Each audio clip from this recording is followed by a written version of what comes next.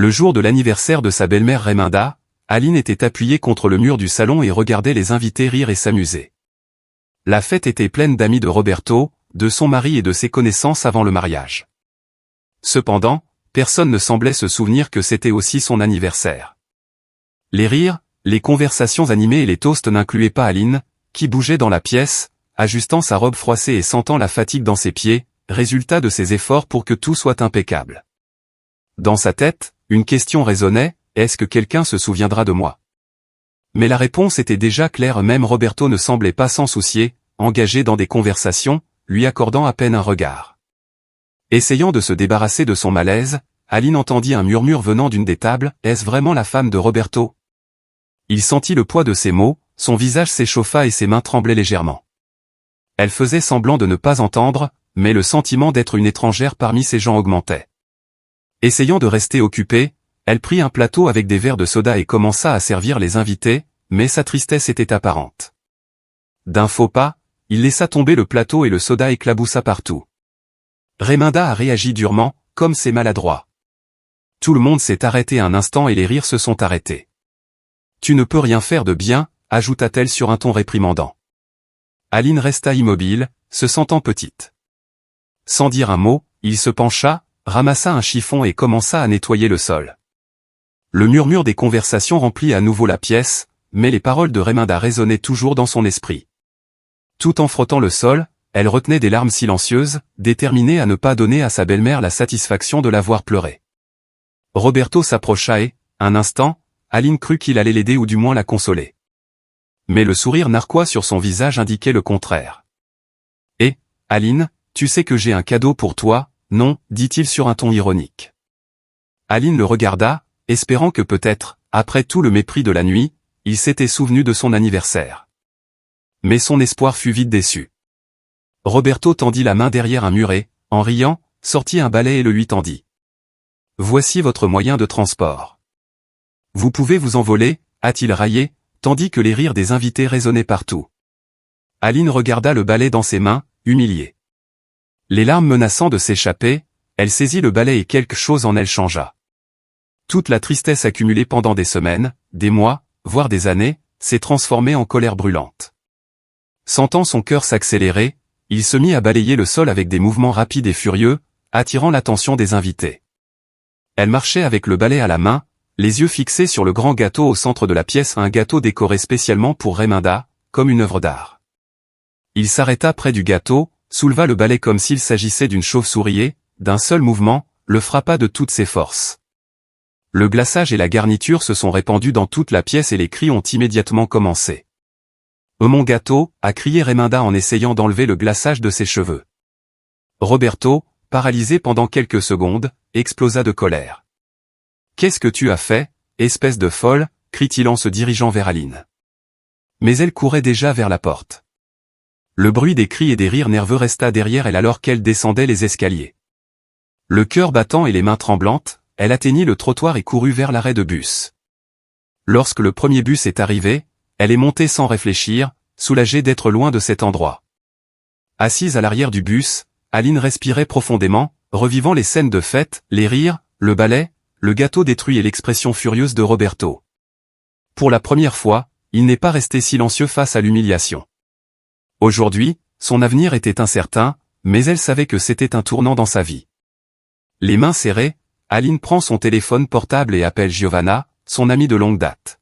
« Aline, ça va ?» répondit Giovanna, inquiète. « Je ne sais plus quoi faire. Je me suis enfuie de chez moi. Roberto m'a humiliée devant tout le monde. » Giovanna, inquiète, a immédiatement répondu « Où es-tu ? Dis-le-moi et je viendrai te chercher maintenant. » Après quelques minutes d'attente, Giovanna est arrivée, l'a serrée fort dans ses bras et l'a emmenée à la voiture. « Allons chez moi.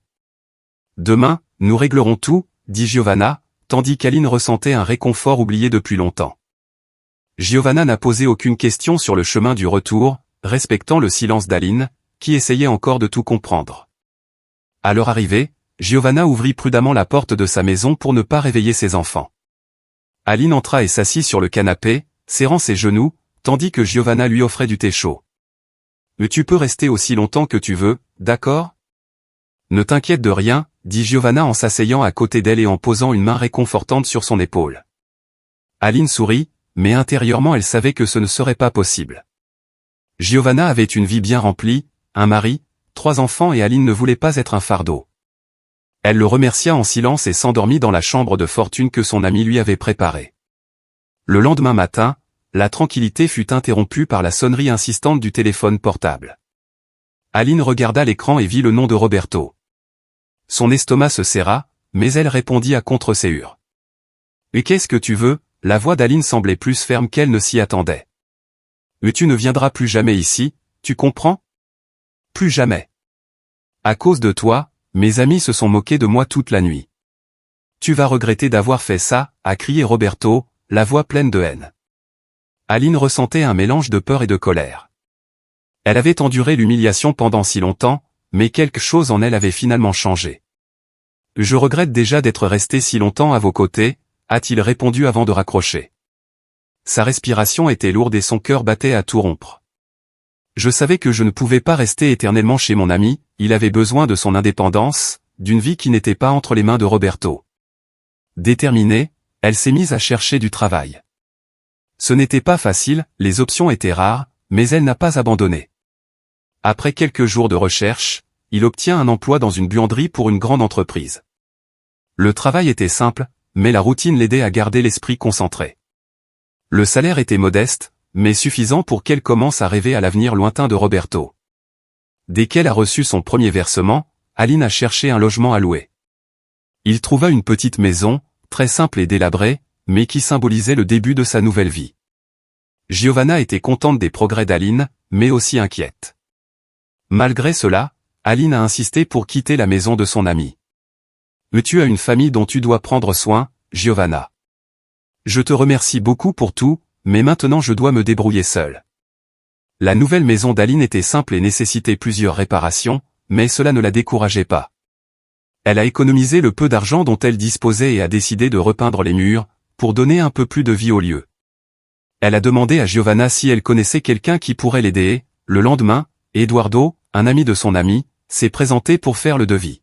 « Bonjour, je m'appelle Eduardo. Giovanna m'a demandé de venir voir ce dont tu as besoin, » dit-il avec un sourire amical en regardant autour de la maison. Aline lui rendit son sourire, se sentant un peu nerveuse face à sa présence, mais s'habitua vite à l'attitude polie et calme du peintre. « Oui, les murs sont très vieux. Je pense qu'une nouvelle peinture les améliorerait beaucoup, » répondit-il en lui montrant les chambres. Eduardo a créé le budget rapidement et avait une idée claire de ce qui serait nécessaire. « Nous le terminerons dans 2 jours. Il sera comme neuf, » a-t-il assuré. Aline était soulagée, Eduardo semblait être un homme de confiance. Pendant les 2 jours qu'il a passés à travailler à la maison, il a toujours maintenu un comportement respectueux et poli, ce qui a permis à Aline de se sentir plus en sécurité. Une fois les travaux terminés, Eduardo lui remit une carte de visite. « Et si tu as besoin d'autre chose, tu peux m'appeler. » Aline prit la carte, mais hésita un instant avant d'avouer timidement « Je ne sais pas lire. Pourrais-tu mettre le numéro dans mon portable ? Comme ça, je saurai qui appeler en cas de besoin. » Eduardo fut surpris un instant, mais le dissimula rapidement, pour ne pas mettre Aline mal à l'aise. « Bien sûr, pas de problème, » dit-il en prenant son téléphone portable et en enregistrant son contact. Les deux se dirent au revoir et Aline se retrouva seule dans sa maison nouvellement repeinte. Il regarda autour de lui, ressentant une petite victoire. L'endroit était encore modeste, mais c'était le sien. Chaque pas vers l'indépendance lui donnait une force qu'elle ne soupçonnait même pas avoir. Maintenant, il commençait à croire que, malgré toutes les difficultés, il pourrait enfin vivre loin de l'ombre de Roberto. Et avec cela, une nouvelle étape commençait tout juste. Quelques jours plus tard, Aline regardait par la fenêtre pendant qu'Eduardo ajustait l'outil qu'il allait utiliser pour réparer la fuite. Le bruit de l'eau qui goutte était un rappel constant des choses qu'elle ne pouvait pas contrôler dans la vie. Pendant qu'ils travaillaient, l'atmosphère était confortable, avec un silence qui semblait naturel entre eux. « Vous vivez ici depuis longtemps ?» demanda soudain Eduardo, essayant d'entamer une conversation tout en vérifiant les canalisations. Aline hésita, il n'aimait pas parler de sa vie, surtout des derniers mois. « Pas grand-chose, il y a seulement quelques mois » a-t-il répondu, sans donner beaucoup de détails. Elle ne savait toujours pas à quel point elle voulait s'ouvrir. Eduardo, se rendant compte qu'Aline était réservée, décida de déplacer le sujet de la conversation vers lui-même. Je vis ici depuis longtemps en ville. J'ai un fils, Renan. Il a 10 ans et il est la lumière de ma vie. Aline le regarda, voyant une étincelle dans les yeux d'Eduardo lorsqu'il parlait de son fils, quelque chose qu'elle ne voyait pas habituellement chez Roberto, qui semblait toujours plus soucieux de sa propre image que de toute autre chose. « Et ta femme » demanda-t-elle, curieuse. « Nous sommes séparés depuis quelques années », répondit Eduardo avec un sourire un peu triste.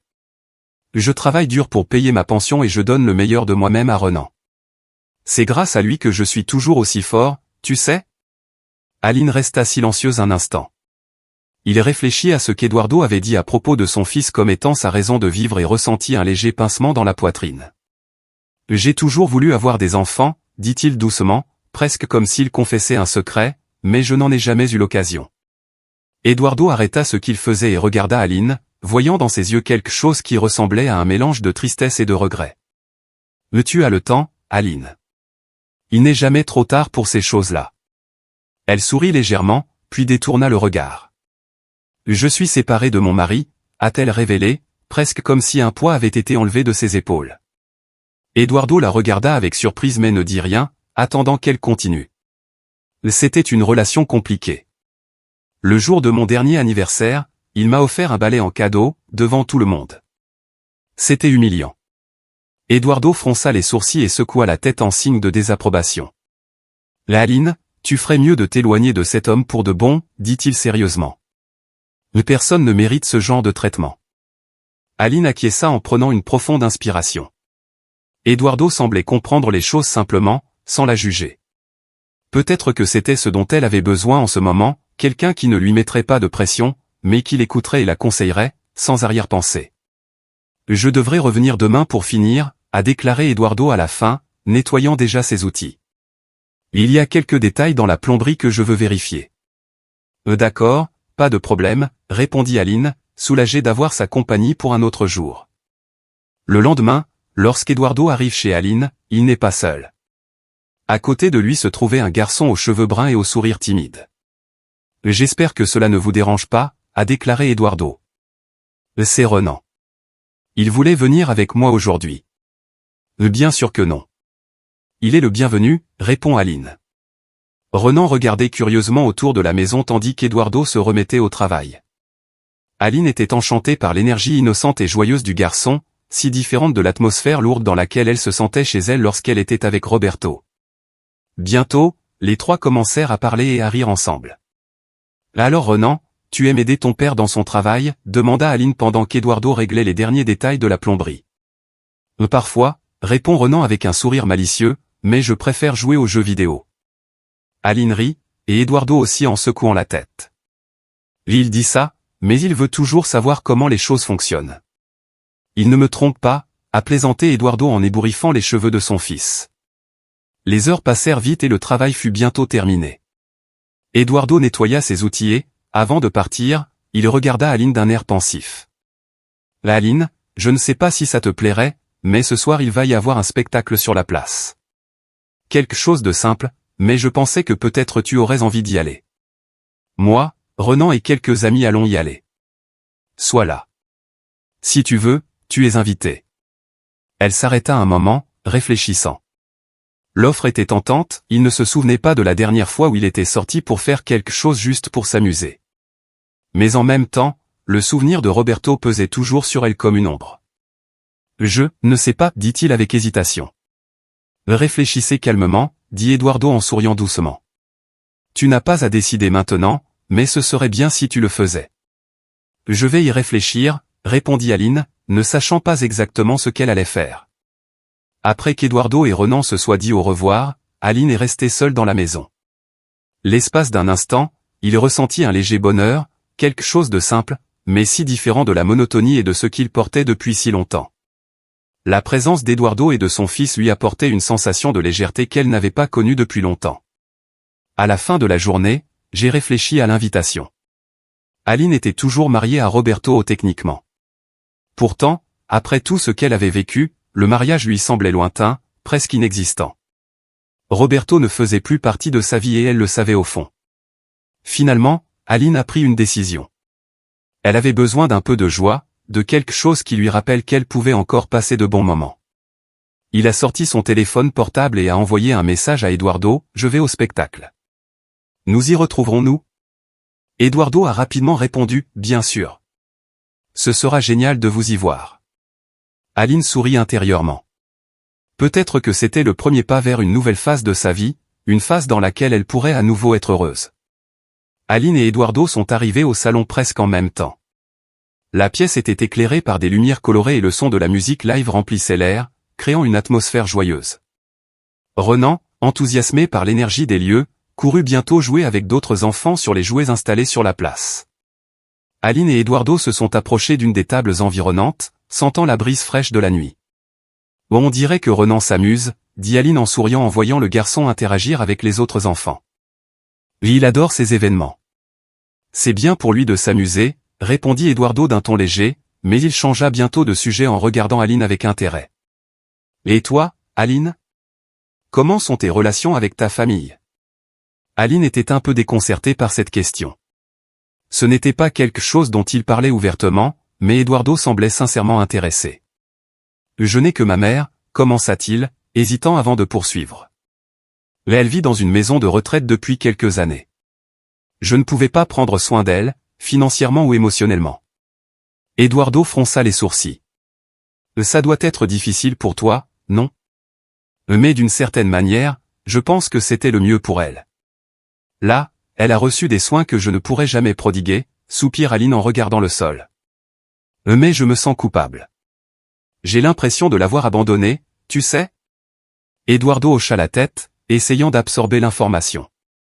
L'idée d'Aline s'occupant de la maison, sans apprendre à lire, sans avoir aucune liberté, le dérangeait déjà. Et maintenant, sachant qu'elle portait également le poids d'avoir sa mère dans une maison de retraite, tout cela lui semblait trop. « Et si on apprenait à lire ? Y as-tu pensé ?» a demandé Eduardo.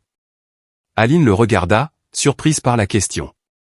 Eduardo remarqua la surprise et ajouta rapidement, « Non pas que je te fasse pression ou quoi que ce soit.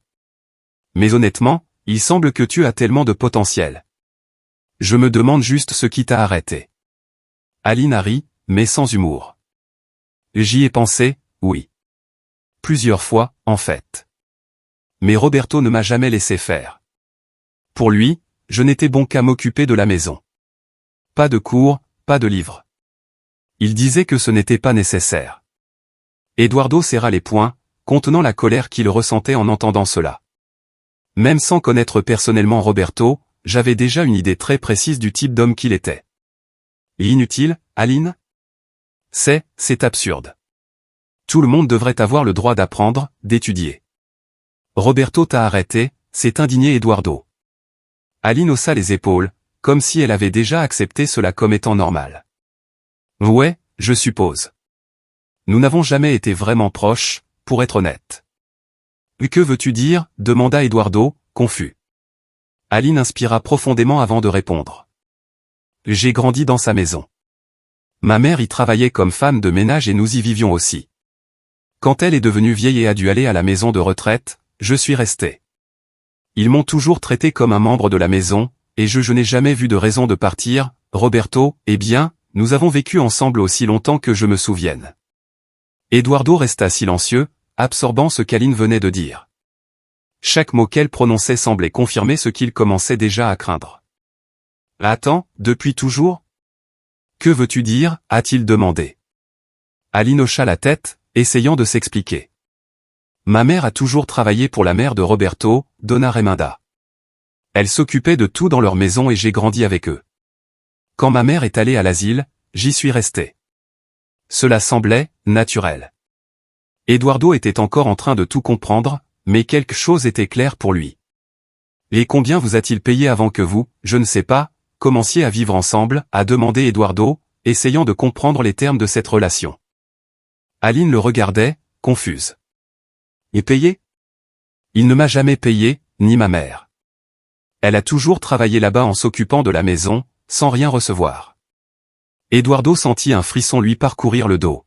« Aline, tu comprends ce que ça veut dire ? Ils t'ont utilisé. Tu as été traitée comme une servante, sans rien recevoir en échange. Et maintenant tu es toujours dans cette situation, sans jamais être reconnu. Mon Dieu, c'est de l'exploitation, c'est de l'exploitation. Un crime. Aline cligna des yeux, comme si les paroles d'Eduardo n'avaient aucun sens. Elle a vécu dans cette réalité pendant si longtemps qu'elle n'a pas vu ce qu'il essayait d'expliquer. Je ne sais pas, ça a toujours été comme ça. Ils ont pris soin de moi et j'ai pris soin de la maison. Je n'ai jamais pensé aux choses de cette façon. Aline, tu ne vois pas. Ils ne s'occupaient pas de toi, ils te gardaient coincé. Mon Dieu, ce n'est pas du tout bien. Je ne comprends pas comment tu as pu rester si longtemps sans t'en rendre compte. Aline baissa les yeux, confuse. Elle ne savait pas comment réagir, car elle n'avait jamais pensé que sa vie pourrait être différente. Je n'y ai jamais beaucoup réfléchi, c'est tout ce que je savais. Et puis, quand les choses ont commencé à empirer avec Roberto, il m'a semblé trop tard. Eduardo inspira profondément, essayant de ne pas montrer toute l'indignation qu'il ressentait. Aline, demain tu m'accompagneras dans un cabinet d'avocat. J'ai un client qui est avocat et qui m'aide de temps en temps. Je pense qu'il pourra mieux t'expliquer ce que tu as vécu et ce qu'on peut faire à partir d'ici. Aline regarda Eduardo, surprise. Il lui offrait une aide dont elle n'aurait jamais pensé avoir besoin. Pensez-vous vraiment que j'ai des droits? Demanda Aline avec une pointe d'espoir dans la voix. J'en suis sûr, répondit fermement Eduardo. Cette famille vous a utilisé, vous et votre mère, pendant des années. Ils vous doivent quelque chose et je vais vous aider à obtenir ce qui vous revient de droit. Aline hocha la tête, encore un peu abasourdie par la révélation, mais faisant confiance à Eduardo. Soudain, elle sentit qu'il y avait peut-être un moyen de s'en sortir, une chance de commencer enfin à vivre pour elle-même, loin des contraintes de la famille de Roberto. Lorsqu'ils se sont dit au revoir ce soir-là, Aline est rentrée chez elle l'esprit plein de pensées. Pour la première fois depuis longtemps, elle ne ressentait pas seulement de la peur et de l'insécurité. Quelque chose de nouveau grandissait en elle, l'espoir d'une nouvelle vie, libérée de l'ombre qui l'avait emprisonnée pendant tant d'années. Le lendemain matin, Aline se réveille tôt, le cœur lourd, mais déterminé. Eduardo est arrivé chez elle à l'heure, comme promis, et ensemble ils se sont rendus au bureau de l'avocat Estevao. Le voyage a été silencieux, mais plein d'attentes et d'incertitudes. Aline ne savait pas à quoi s'attendre de cette rencontre, mais une partie d'elle espérait enfin trouver des réponses à tant de questions qu'elle savait à peine avoir. À leur arrivée au bureau, ils ont été chaleureusement accueillis par Estevao, un homme d'âge moyen à la présence calme et digne de confiance.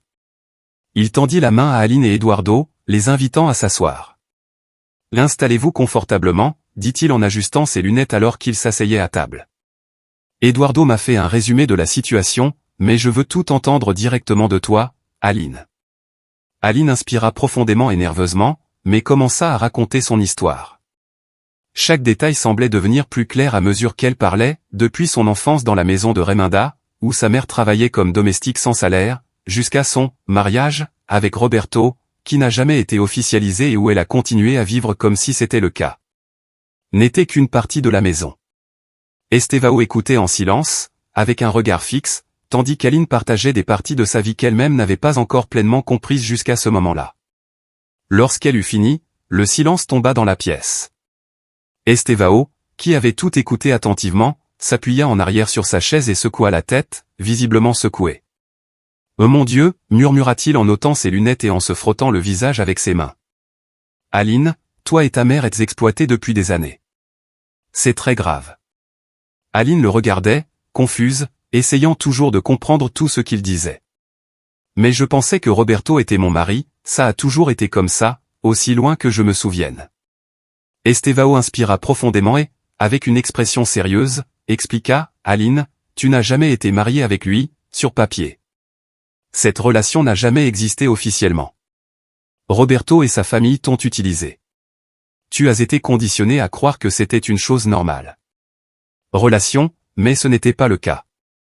Votre mère a travaillé pendant des années sans salaire et il vous était même interdit d'apprendre à lire. » Aline, encore en train d'assimiler les paroles de l'avocat, sentait une confusion grandissante dans sa poitrine. Elle savait que quelque chose n'allait pas dans sa vie, mais elle n'avait jamais imaginé la profondeur de ce qu'elle avait vécu.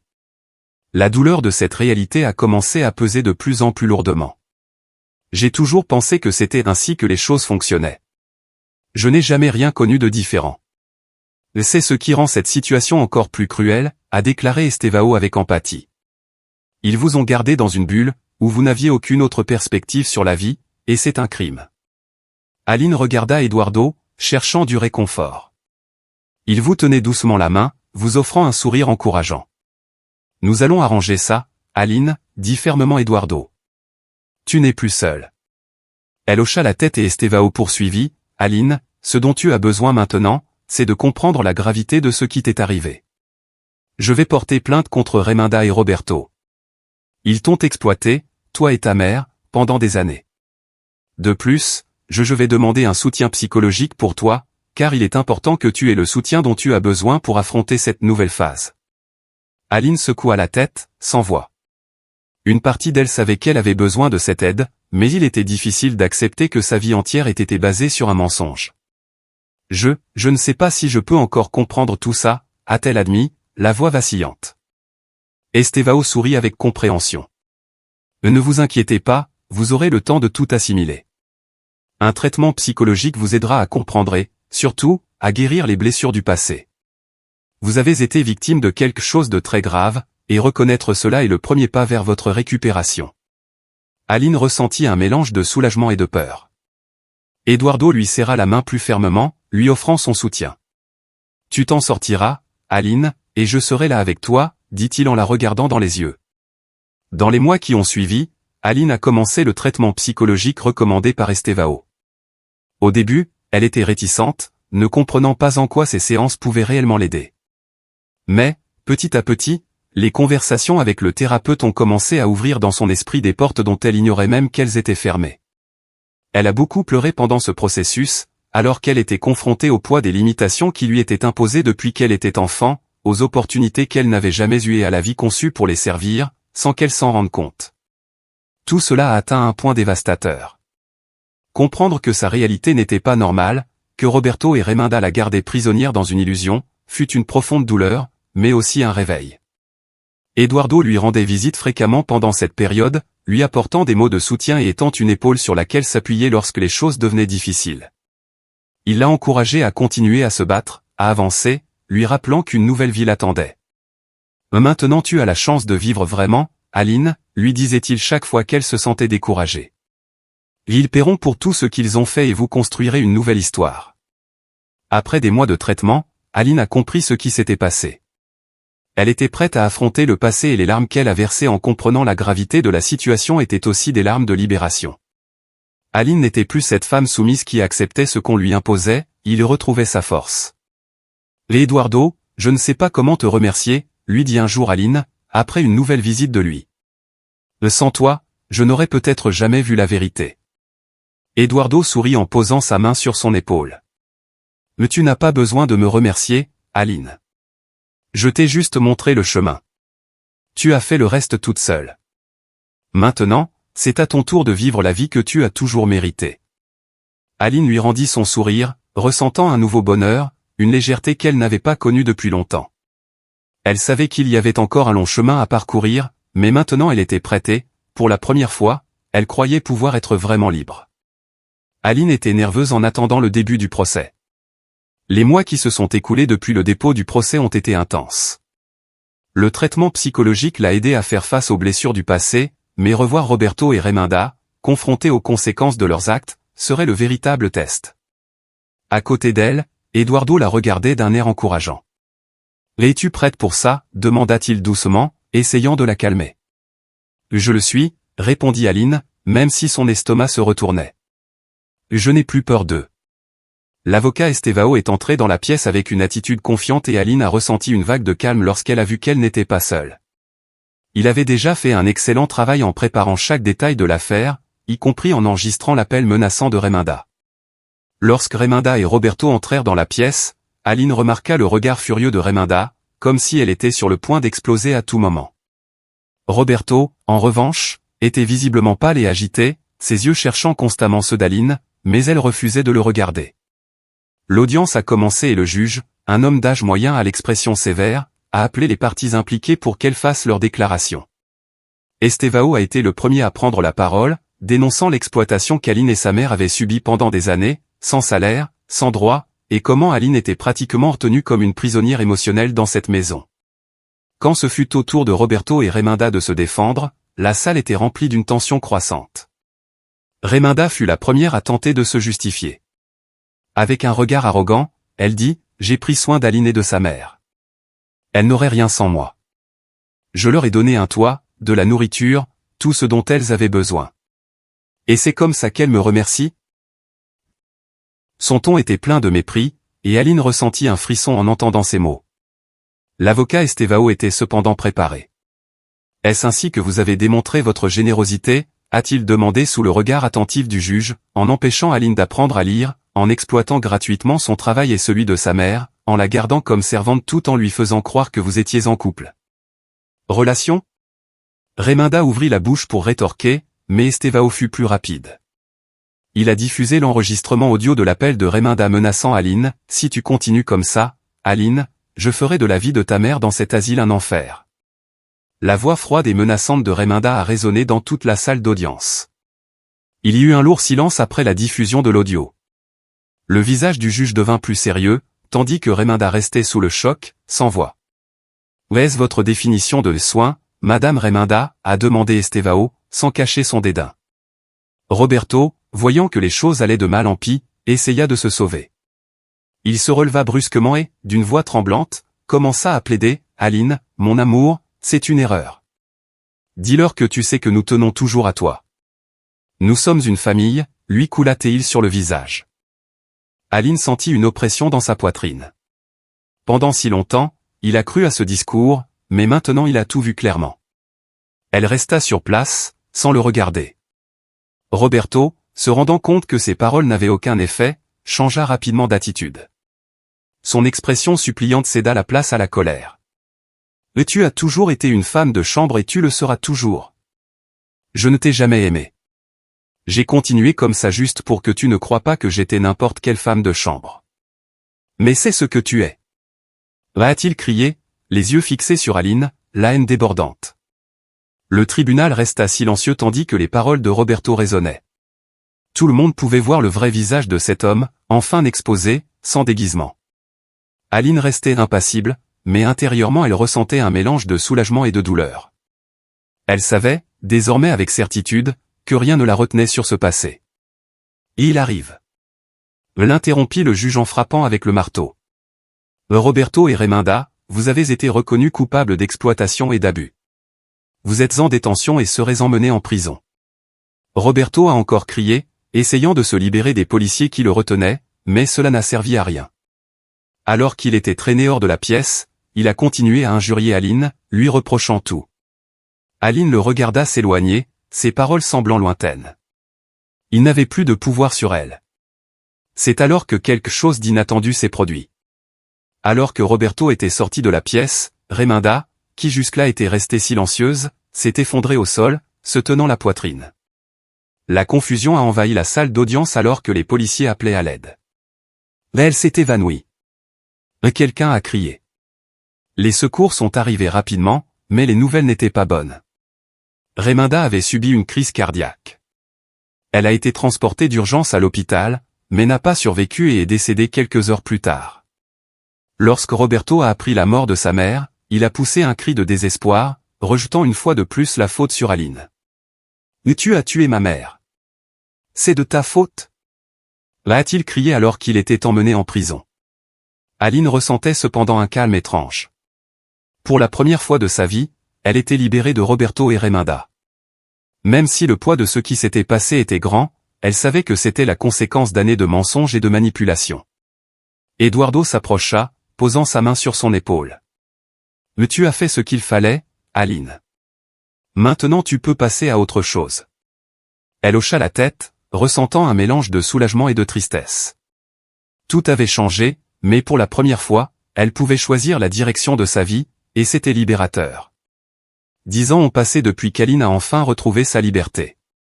La compensation qu'elle a reçue, suite à la vente des actifs de Roberto et de Feu Reminda, a changé sa vie d'une manière qu'elle n'aurait jamais imaginée. Au début, Aline ne savait pas comment gérer sa nouvelle indépendance. Après avoir été si longtemps piégée dans une relation abusive et conditionnée à une vie de servitude, la liberté semblait être un concept étranger. Mais avec le temps, le traitement psychologique et le soutien constant d'Eduardo, elle a trouvé sa voie.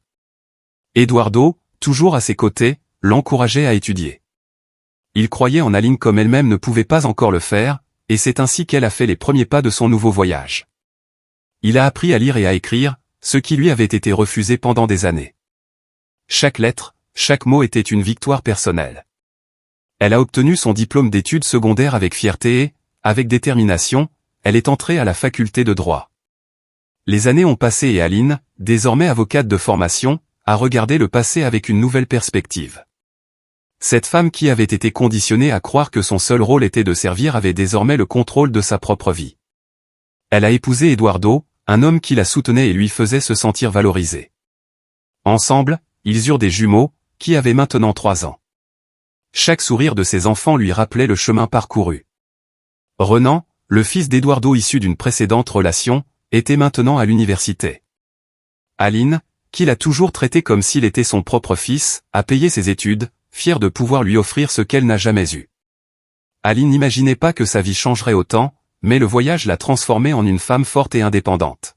« Eduardo, tu ne m'as jamais laissé abandonner », a déclaré Aline un soir, alors qu'il regardait les jumeaux jouer dans le jardin. « Je ne sais même pas comment te remercier. » Eduardo sourit et lui tint la main. « Tu n'as pas besoin de me remercier pour quoi que ce soit, Aline. Tout ce que tu as accompli grâce à tes propres forces. J'étais juste là pour te soutenir. » Les deux se regardèrent et Aline sut que, pour la première fois de sa vie, elle comprenait ce que signifiait être vraiment aimée. Cependant, les fantômes du passé persistaient encore dans son esprit. Cela faisait des mois que Roberto n'était pas sorti de prison.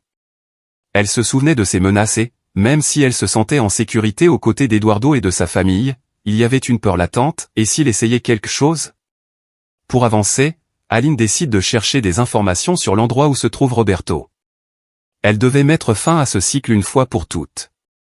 Lorsqu'elle découvre que Roberto travaille comme concierge dans un restaurant, Aline ne sait plus quoi ressentir. La curiosité l'a conduite sur place, et c'est là, devant le restaurant, qu'elle l'a aperçu. Roberto était en uniforme et balayait l'entrée avec un balai, le même objet qui, à une autre époque, avait été utilisé pour l'humilier. Il l'a vue, a immédiatement laissé tomber le balai et a couru vers elle. « Alina !» cria-t-il avec un sourire qui semblait désespéré. « Je savais que je te reverrais. Tu me manques. On pourrait réessayer. J'ai payé ma cotisation, Aline. Je suis un homme changé. » Aline le regardait, calmement, mais sans le moindre doute. Elle portait désormais des vêtements coûteux, un sac de marque en bandoulière et conduisait une voiture moderne garée devant le restaurant. Roberto ne s'intéressait pas à elle en tant que personne, il y voyait une chance de retrouver le confort qu'il avait perdu.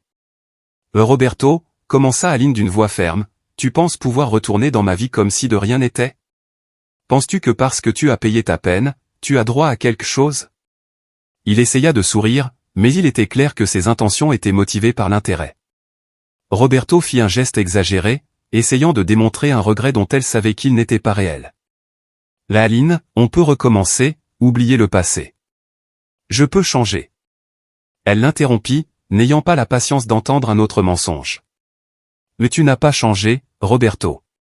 Tu es ici uniquement parce que tu veux une partie de la vie que j'ai construite.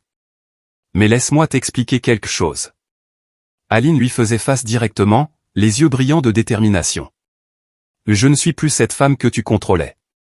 Je suis libre, j'ai une vie, une famille, et rien de ce que tu peux m'offrir ne me fera retourner au cauchemar d'être à tes côtés. » Roberto resta silencieux un moment, son expression se durcissant. Le mépris qu'il essayait de cacher commença à se manifester à nouveau. « Tu as toujours été une femme de chambre, dit-il maintenant sans cacher son ressentiment, tu le seras toujours. Je ne t'ai jamais aimé, Aline. Tu es devenue cette femme grâce à moi. Tu devrais me remercier. » Aline soupira, sentant le poids de cet instant. Pendant si longtemps, Roberto avait eu du pouvoir sur elle, mais maintenant il n'était plus qu'un homme désespéré, essayant de sauver quelque chose qui n'avait jamais existé. Il n'avait plus aucun pouvoir. « Roberto, dit-elle calmement, tu te trompes. Je suis devenue cette femme malgré toi, et non à cause de toi. Et je ne te dois rien. » Elle lui tourna le dos et se dirigea vers sa voiture. Roberto la regardait, ne sachant que dire, et tomba à genoux, regrettant ce qu'il lui avait dit. Quand Aline monta dans la voiture et accéléra, elle sentit le passé enfin se désagréger, comme si elle avait enterré ce chapitre une fois pour toutes. Ce jour-là, Aline se sent totalement libre. Et, en rentrant chez elle, elle sourit à la pensée d'Eduardo et de ses enfants qui l'attendaient. La vie dont elle rêvait était enfin la sienne.